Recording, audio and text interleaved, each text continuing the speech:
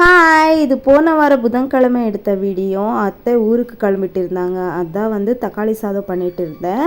10 டேஸாக நம்ம கூட இருந்தது. அத்தைக்கு போகவும் மனசு இல்லை, எங்களுக்கு விடவும் மனசு இல்லை. குழந்தைங்களுக்கு எல்லாம் ரொம்பவே வருத்தம். லட்டு ஸ்கூல்லேருந்து 12:30 வந்ததுக்கப்புறம் தான் அத்தை கிளம்புனாங்க.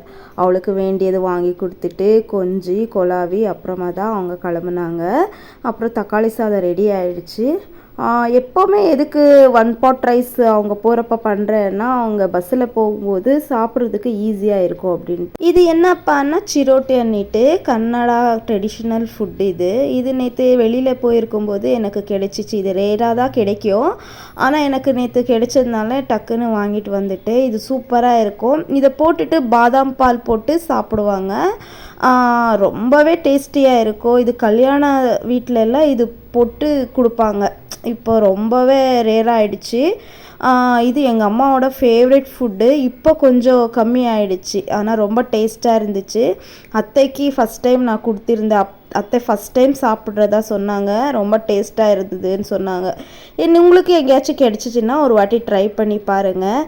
அவங்க அவகிட்ட எல்லாமே வாங்கிட்டு ஸ்நாக்ஸ் எல்லாம் வாங்கிட்டு வந்தாச்சு. ஸோ நானும் எல்லாம் பேக் பண்ணிவிட்டு அத்தை கிளம்புற தருணம் வந்துடுச்சு.